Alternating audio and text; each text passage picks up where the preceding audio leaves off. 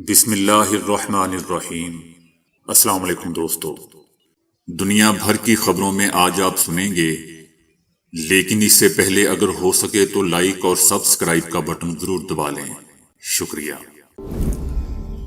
Boris Johnson مسخرہ ہے جس کی معلومات بھی اس کی طرح ناقص ہیں۔ روس ایران میں ملٹری فیکٹری پر حملے کے مقاصد حاصل کر لیے۔ امریکی اخبار۔ امریکہ ہمیشہ کی طرح پاکستان کو تیل فراہمی کے معاہدے میں رکاوٹ ضرور ڈالے گا۔ روس سعودی عرب کے ایک گھر میں آگ لگنے سے ایک ہی خاندان کے 7 افراد جان سے گئے۔ ڈیم میں کشتی الٹنے کے واقعے میں مرنے والے طلبہ کی تعداد 40 ہو گئی۔ تل ابیب نیتن یاہو مخالف مظاہروں کا مرکز بن گیا۔ پولیس کے ظلم پر امریکہ بھر میں احتجاجی مظاہرے۔ برطانیہ میں سعودی خاندان کے اربوں پاؤنڈ کے اثاثے۔ اسرائیل کے کیمیکل کارخانوں میں سائبر حملے۔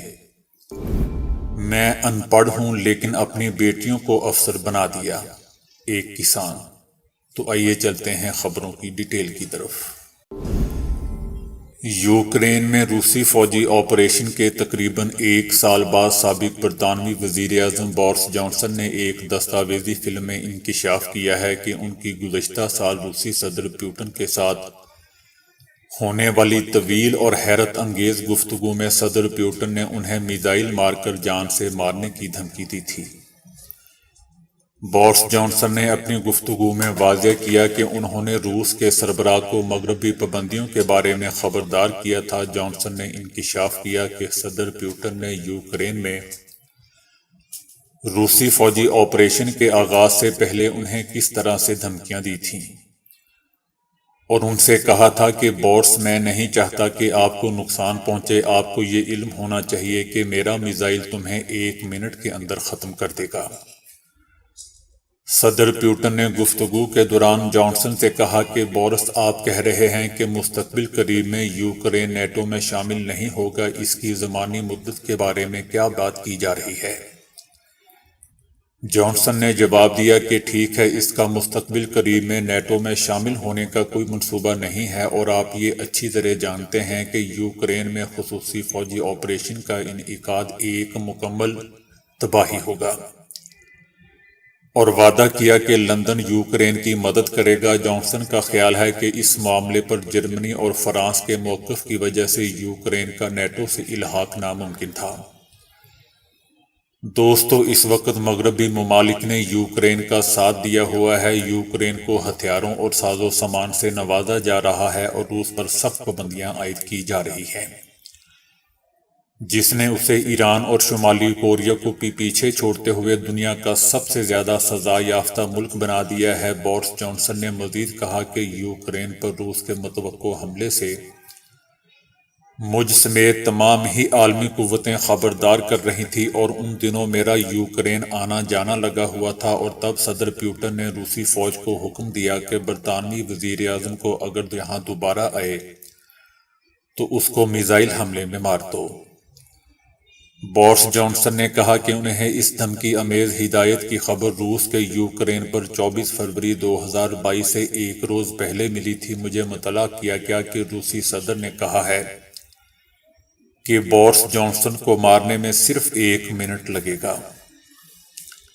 میزائل حملے کی دھمکی کے باوجود میں نے پرسکون لہجہ اختیار کیے رکھا۔ میں جانتا تھا کہ صدر پوٹن دباؤ ڈالنا چاہتے ہیں تاکہ سب ان کے آگے گھٹنے ٹیک دیں، لیکن میں نے ایسا ہونے نہیں دیا۔ بورس جانسن کا یہ بھی کہنا تھا کہ انہوں نے صدر پوٹن کو بتایا تھا کہ یوکرین کے جلد ہی نیٹو میں شامل ہونے کے امکانات نہیں ہیں، لیکن اگر اس کے باوجود روس نے یوکرین پر حملہ کیا، جس پر روسی صدر نے کہا تھا کہ جلد کا کیا مطلب، یعنی مستقبل میں کسی بھی وقت یوکرین نیٹو میں شامل ہو جائے گا، روسی ایسا نہیں ہونے دیں گے اور سخت مزاحمت کریں گے، جس کا خمیازہ سب کو بھگتنا ہوگا۔ دوسری جانب روس نے اس بیان کو بچگانہ کہہ کر مسترد کرتے ہوئے کہا ہے کہ صدر پوٹن نے اپنی فوج کو کبھی بھی ایسی کوئی بچگانہ ہدایت نہیں کی ہے۔ بورس جانسن مسخرہ ہے جس کی معلومات بھی اس کی طرح ناقص ہیں۔ امریکی اخبار وال سٹریٹ جرنل نے ایران میں ایک فوجی کارخانے پر کیے گئے حملے کے حوالے سے بتایا ہے کہ اسرائیل کا خیال ہے کہ اتوار کی رات ایران میں کیے گئے حملے کے مقاصد اور اہداف حاصل کر لیے گئے ہیں۔ یہ حملہ اسرائیلی غیر ملکی انٹیلیجنس ایجنسی موساد نے کیا اور اصفہان میں ایرانی وزارت دفاع کی ایک تنصیب کو نشانہ بنایا گیا۔ گزشتہ اتوار کو ایران کی ارنا نیوز ایجنسی نے اطلاع دی تھی کہ وسطی ایران کے شہر اصفہان میں ایک شدید دھماکہ ہوا ہے، تاہم اس دھماکے میں کسی قسم کا جانی نقصان نہیں ہوا۔ بعد میں ایرانی وزارت دفاع نے تصدیق کی کہ ڈرون کا استعمال کرتے ہوئے وزارت کی ملٹری فیکٹریوں میں سے ایک پر حملہ ناکام بنا دیا گیا ہے۔ حملہ آور ایک ڈرون کو مار گرایا جبکہ دو کو دفاعی جال میں گرا کر پکڑ لیا گیا۔ ذرائع کا کہنا تھا کہ یہ حملہ اسرائیل کی مدد سے کیا گیا تھا۔ روس کا کہنا ہے کہ یقین ہے کہ امریکہ روس کی جانب سے پاکستان کو تیل فراہم کرنے کے معاہدے میں رکاوٹ ڈالے گا۔ امریکہ سب سے کہہ رہا ہے کہ روس کے ساتھ معاملات نہ کیے جائیں۔ امریکہ بڑے غرور سے کام لے رہا ہے اور اسے شرم بھی نہیں آتی۔ امریکہ نے حالیہ عرصے میں چائنا، بھارت اور ترکی پر دباؤ ڈالا ہے۔ کوئی ایسا ملک نہیں جسے نئے سامراج امریکہ کی طرف سے پیغامات نہ ملے ہوں۔ اس صورتحال میں بھی پاکستان سمیت ایسے ملکوں کی اکثریت موجود ہے جو اپنے جائز قومی مفادات کا خیال رکھتے ہیں۔ انہیں اپنی معیشت بہتر بنانے اور عوام کے مفاد میں دلچسپی ہے۔ مغربی ممالک روس پر نہ صرف پابندیاں لگا سکتے ہیں بلکہ تخریب کاری بھی کروا سکتے ہیں، جیسا کہ سمندر میں روس کی گیس پائپ لائن کے ساتھ کیا گیا۔ سعودی عرب میں گھر کے ایک کمرے میں منگل کی صبح آگ لگنے کے نتیجے میں ایک خاندان کے 3 بچوں سمیت 7 افراد جان سے چلے گئے اور ایک شخص زخمی ہوا۔ کل صبح 4:54 پر القریات گورنی میں سیکیورٹی گشت کرنے والوں کی جانب سے ایک رپورٹ موصول ہوئی جس میں کہا گیا کہ گراؤنڈ فلور پر مشتمل ایک گھر میں آگ بھڑک اٹھی ہے۔ فوری طور پر ٹیمیں جائے وقوع پر روانہ ہوں گی اور گھر میں گھس کر آگ پر قابو پا لیا۔ 4 افراد کو تشویشناک حالت میں ہاسپٹل منتقل کر دیا گیا، جن میں سے 3 افراد زخموں کی تاب نہ لاتے ہوئے چل بسے، جبکہ ایک کمرے سے 3 بچوں اور ایک شخص کی باڈی برآمد ہوئی ہے۔ ابتدائی معائنے کے ذریعے پتہ چلا کہ آگ تقریباً 5.4 مربع میٹر کے گراؤنڈ فلور کے ایک کمرے میں لگی۔ یہ کمرہ بچوں کے سونے کے لیے استعمال ہوتا تھا۔ کوہاٹ کے تاندہ ڈیم میں کشتی ڈوبنے کے واقعہ میں مرنے والے طلبہ کی تعداد 40 تک پہنچ گئی ہے۔ ریسکیو آپریشن بدستور جاری ہے اور مبینہ طور پر زیر آب 2 طلبہ کی باڈیز کو تلاش کیا جا رہا ہے۔ محتمم مدرسہ شاہد نور نے بتایا کہ انہوں نے خود کشتی میں 50 بچوں کو ترتیب سے بٹھایا تھا، جس میں ان کا ایک بیٹا اور 6 بھانجے بھی موجود تھے۔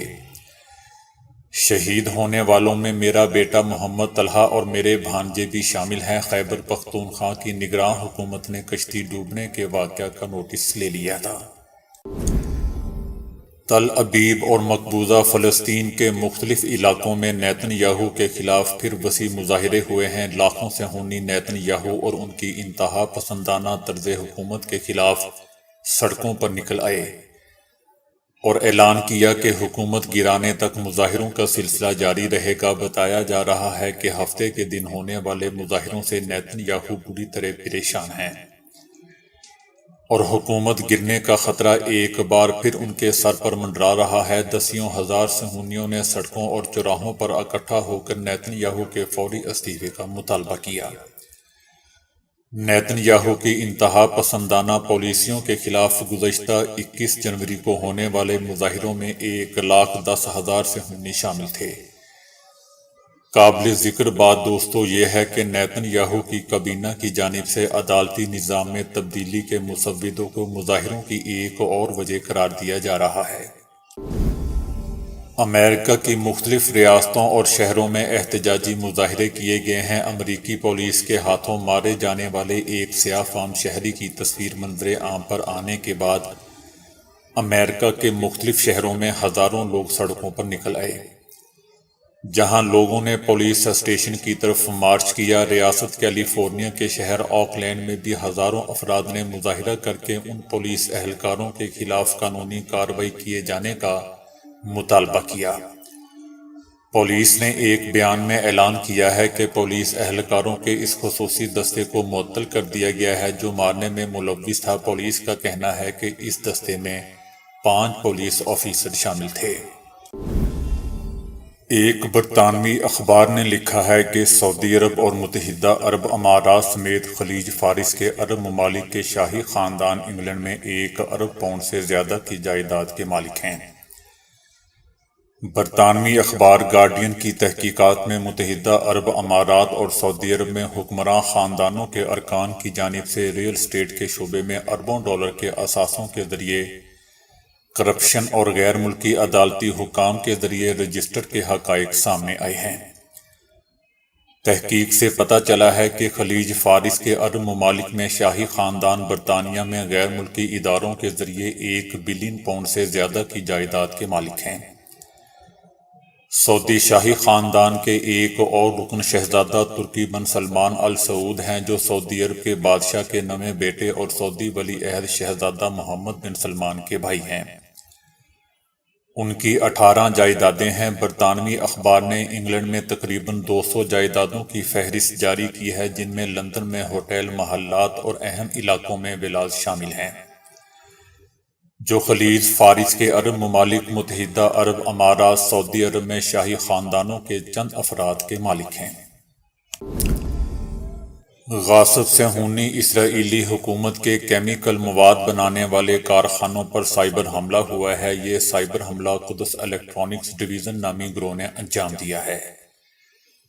گروہ نے غاصب صہیونی حکومت کے کیمیکل مواد بنانے والے کارخانوں کے ملازمین کو خبردار کیا تھا کہ وہ اپنا مشغلہ تبدیل کر لیں۔ اس گروہ نے دھمکی دی ہے کہ آئندہ کے مرحلے میں ان کو کیمیکل مواد سے جلا کر راکھ کر دیا جائے گا اور فلسطینیوں کے خلاف ہر جرم کا ارتکاب کیے جانے کی قیمت چکانا ہوگی۔ حالیہ مہینوں کے دوران اسرائیل کی مختلف فوجی، سیکیورٹی، اقتصادی اور بنیادی تنصیبات پر بار بار سائبر حملے ہوئے ہیں۔